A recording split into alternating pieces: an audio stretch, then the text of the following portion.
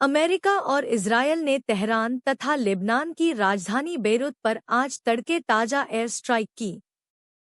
Israeli सेना ने Tehran के सैन्य ठिकानों और सरकारी इमारतों को टारगेट करने की बात कही, जबकि दक्षिणी लेबनान में जमीनी अभियान को भी मंजूरी दी गई है। ईरान ने जवाब में खाड़ी क्षेत्र में अमेरिकी सैन्य अड्डों और तेल इंफ्रास्ट्रक्चर पर मिसाइल व ड्रोन हमलों की श्रृंखला जारी रखी है। संयुक्त राष्ट्र और यूरोपीय देशों ने तुरंत संघर्ष विराम की अपील की है, लेकिन दोनों पक्ष फिलहाल पीछे हटने के मूड में नहीं दिख रहे।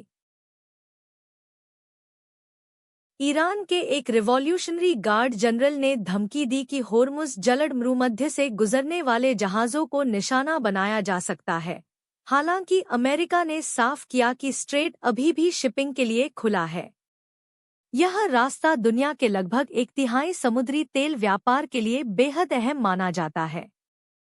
तनाव के बीच कच्चे तेल के दाम $100 प्रति बैरल के नजदीक पहुंच गए हैं, जिससे वैश्विक महंगाई और मंदी का जोखिम बढ़ गया है।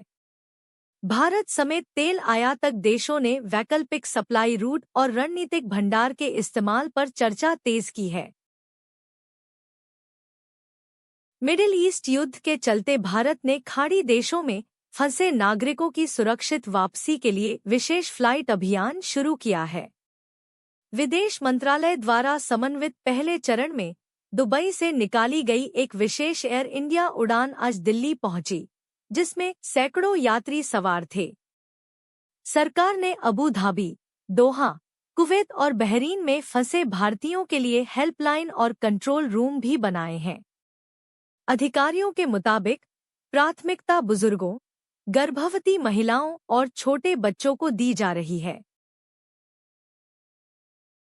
ईरान के नेता खामेनेई की मौत और मिडिल ईस्ट युद्ध के विरोध में कश्मीर के कई इलाकों में पिछले 2 दिनों से विरोध प्रदर्शन जारी हैं। जम्मू कश्मीर पुलिस ने स्पष्ट किया है कि सार्वजनिक व्यवस्था भंग करना और हिंसक प्रदर्शन किसी भी हाल में बर्दाश्त नहीं किया जाएगा और कानून तोड़ने वालों पर सख्त कार्रवाई होगी। राजनीतिक दलों ने लोगों से शांति बनाए रखने और अफवाहों पर ध्यान न देने की अपील की है। सुरक्षा एजेंसियां संवेदनशील जिलों में ड्रोन और सीसीटीवी से निगरानी बढ़ा रही हैं। होली के अवसर पर आज एनएसई और बीएसई दोनों में इक्विटी, डेरिवेटिव्स और करेंसी सेगमेंट में ट्रेडिंग पूरी तरह बंद रही। कमोडिटी एक्सचेंज पर भी सुबह के सत्र में कारोबार नहीं हुआ और सिर्फ शाम के सत्र में सीमित समय के लिए सौदे होंगे।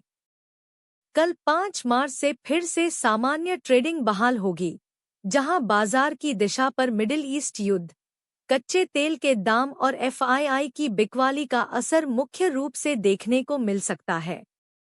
विश्लेषकों का कहना है कि फिलहाल इंडेक्स में तेज उतार चढ़ाव बना रह सकता है। ईरान इजरायल अमेरिका युद्ध के भारत की अर्थव्यवस्था पर पड़ रहे असर को देखते हुए केंद्र सरकार ने उच्च स्तरीय अंतर मंत्रालयी पैनल गठित किया है। यह समिति कच्चे तेल की आपूर्ति, शिपिंग रूट, उर्वरक, एलएनजी और भारतीयों की सुरक्षा जैसे मुद्दों की रोज समीक्षा करेगी। वित्त, विदेश, पेट्रोलियम और रक्षा मंत्रालय के वरिष्ठ अधिकारी इसमें शामिल हैं। पैनल जरूरत पड़ने पर कर नीति, निर्यात आयात नियमों और रणनीतिक भंडार के इस्तेमाल जैसे कदमों की सिफारिश करेगा। इजरायल ने हिजबुल्लाह के हमलों के जवाब में दक्षिणी लेबनान में सीमित जमीनी सैन्य अभियान की पुष्टि की है। इजरायली सेना ने दावा किया कि उसने सीमा के नजदीक हिजबुल्लाह के दर्जनों ठिकानों, रॉकेट लॉन्चर और टनल नेटवर्क को नष्ट किया है।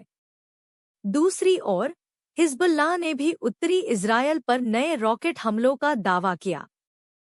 विश्लेषकों को आशंका है कि अगर यह मोर्चा भड़कता रहा तो युद्ध का दायरा और बढ़ सकता है।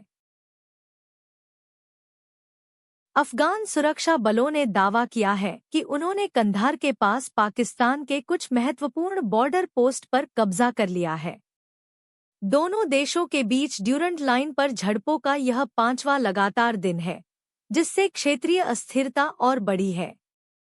अफगान पक्ष का आरोप है कि पाकिस्तान ने पहले हवाई हमले किए, जिसके जवाब में यह कार्रवाई की गई, जबकि पाकिस्तान ने आरोपों से इनकार किया है।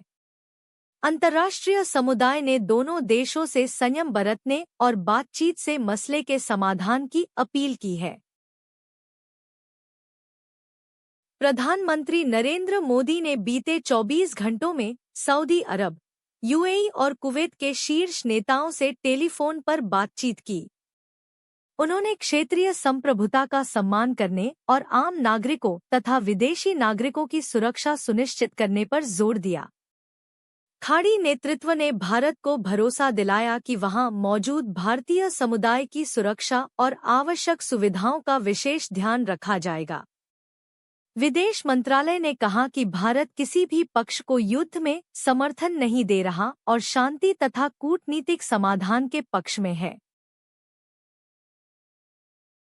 होली के त्योहार के बीच भी मिडिल ईस्ट युद्ध की गूंज भारत के बाजारों और आम लोगों दोनों को परेशान कर रही है। खाड़ी से लौटने वाली फ्लाइट्स में देरी और कैंसिलेशन के कारण कई परिवार अपने परिजनों की राह देख रहे हैं। दूसरी ओर पेट्रोल डीजल के संभावित दाम बढ़ने की चर्चा से ट्रांसपोर्टर्स और किसानों की चिंता बढ़ी है। आर्थिक विशेषज्ञों का मानना है कि अगर कच्चे तेल के दाम लंबे समय तक ऊंचे रहे तो सरकार को टैक्स में कटौती या सब्सिडी जैसे कदमों पर विचार करना पड़ सकता है।